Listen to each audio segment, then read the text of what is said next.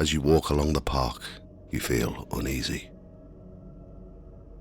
The silhouetted trees, which are blocking out the moonlight, shake as if they are angry from the strong wind. Even though the wind is blowing with such force, the area in which you are walking suddenly becomes calm. You look towards the bowling green and notice a woman standing there.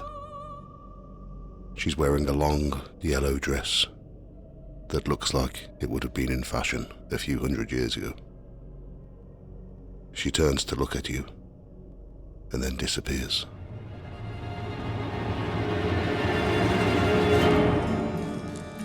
Welcome to Ghost Tales by the Fireside. This episode covers Pipe Hayes Hall in Birmingham, a place that is supposedly haunted by many ghosts. If you are listening to this podcast on YouTube, please consider supporting me by subscribing, as 64% of listeners aren't subscribed, and it really does help. Thank you.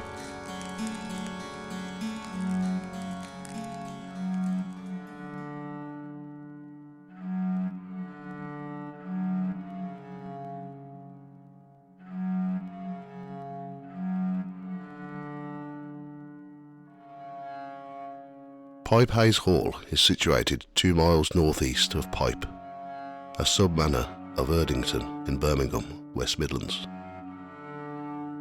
It's believed that the area was named after the 14th century holders of the estate, the Pipe family. The second part of the name, Hayes, comes from the Old English word haig or hay. This would mean that it was probably surrounded by a hedge, usually for agriculture, but it may have been an ancient hunting park. There is evidence of the medieval name of Pipe Hayes, as it was a settlement. The Earls of Warwick were the Lords of Sutton Manor from 1125 until 1480. Pipe Hayes would have been in this area. Sutton Chase was well known to be a dangerous area. Many people crossing would be robbed. In response to the crime in the area, one of the Earls of Warwick provided a stone cottage for 2 retainers to escort travellers across the chase. The Manor of Erdington was split between 3 co-heirs before 1218. One of these co-heirs was Roger de Erdington, whose third of the estate was passed down to the Massey family from Cheshire through marriage in the 16th century. Hugh Massey married Bridget Arden in 1604, the daughter of William Arden of Park Hall in Castle Bromwich, a relative of William Shakespeare. Their son John sold the manor. It is unknown who bought the manor, but it stayed within the family. Bridget Arden, John's mother, was the great-aunt of the father-in-law of Hervey Bagot, who built Pipe Hayes Hall in 1630. Prior to building the hall, Hervey Bagot enclosed much of the wasteland, which was part of Sutton Chase. And after building the hall, he laid out the surrounding park. He lived there for 15 years and was killed during the Battle of Naseby as a colonel for the Royalists during the English Civil War in 1645. The house stayed within the Bagot family for over 250 years, and the house was extended to include a stable block, which shows the date 1762. The manor was bought from the Bagot family by James Rowlerson, a very wealthy industrialist, in 1906. 10 years later, the manor was bought by Birmingham City Council, who converted the hall into a convalescent home, and the park was made open for the public to use. From 1949 until the 1970s, the hall was used as a residential children's home, which was part of social services. The hall has kept its Stuart appearance, but has been extensively altered inside, as over the years, It has been used as offices for the city council and for the social services, and many of the rooms were converted to bedrooms for children. The hall has stood derelict for the past few years, but there are plans to convert it into a hotel.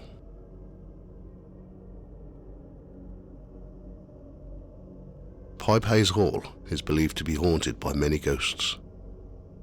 Apparitions have been seen. Poltergeist activity, such as books, keys, and other items, have been thrown across rooms, and doors have opened and closed by themselves. Servants' bells would often ring from rooms that were empty and locked. There is a legend of a haunting that happens on Friday the 13th. If you remove the wooden panelling in the rooms upstairs, you'll see a ghoul who roams around the entire property and the park. This was most likely made up when it was a children's home.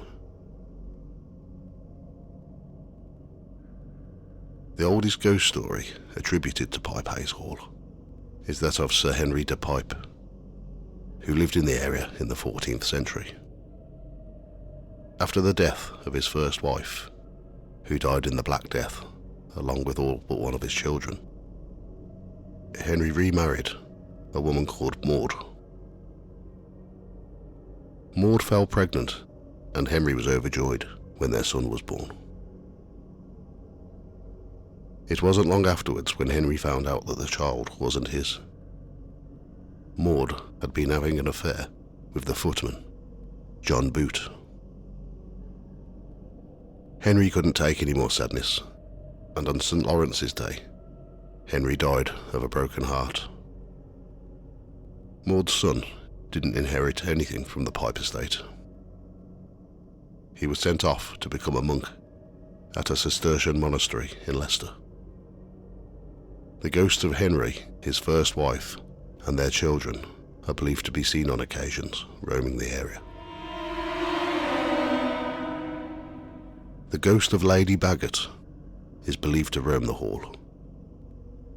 A story says that she fell in love with the butler and they had a secret affair. Once the affair was found out, they both made a suicide pact. Their bodies were found early one morning in the stables.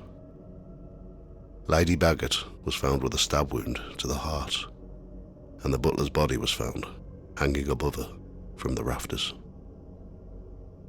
Other claims are that Lady Bagot died in a horse riding accident, or that she died from disease. The only thing known for certain is that she died young. There were many ghost sightings when the hall was a children's home, and it was thought that the most haunted part of the house was the former Jacobean Minstrels Gallery. This is where the children were sent when they'd been naughty. Many of the council workers said that they felt uneasy as they walked through the park, and most of the children would feel a sense of dread. They would often run back to the hall, returning out of breath, telling a story about a man in a black cape who they said was chasing them. One night, a woman was walking through the park, returning to her home in Erdington. As she hurried along the park, she saw a young woman dressed in an old-fashioned yellow dress, floating on the bowling green. She then faded into darkness.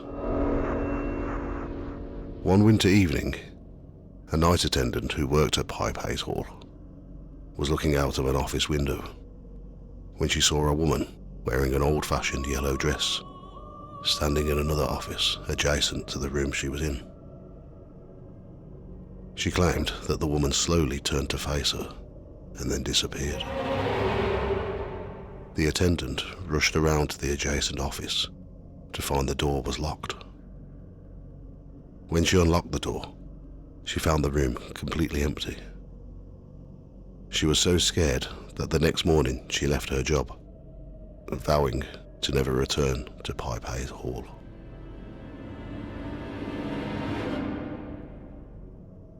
Many children would ask who the lady was wearing the grey clothes.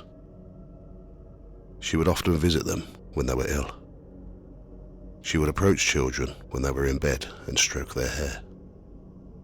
Some of the children would thank the care workers for looking after them, which would often confuse them as they weren't there. One of the teachers in the children's home returned late on a Sunday night after a trip to Wales. He was unloading his equipment when he noticed the sound of footsteps after the cellar door suddenly shut. He looked around the area and found nothing suspicious, and no one around. In the morning, he told the manager, who laughed, telling him that it was just the ghost of Lady Baggett. On another occasion, the same teacher returned late again on a Sunday night after another trip. When he decided to stay for the night, as it was so late, he settled down for the night and he could hear footsteps walking towards him while he was in his room. They stopped outside of his door for a while before they started again, walking towards a classroom which contained an ancient fireplace. He said that it sounded like the fireplace was being scraped out. He also said that the footsteps were making the sound as if they were walking on a wooden floor, but it had carpet.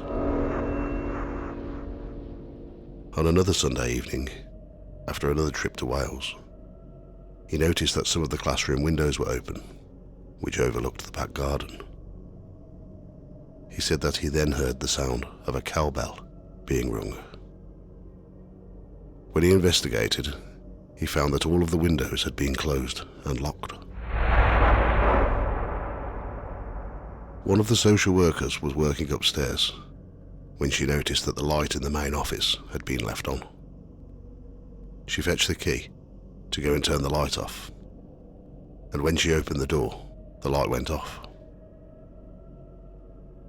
She returned back to where she was working and again noticed that the light was back on. She believed it was an old ghost that wasn't harmful and just wanted to make its presence felt.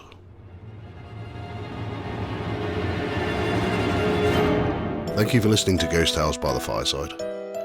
If you enjoy this channel, please subscribe and give me a thumbs up, it's very appreciated. You can find more information about the episodes on the website, ghosttales.co.uk, and on the Facebook and Instagram pages at Ghost Tales Podcast. All music, research, writing, production, art and sound effects are all my own work.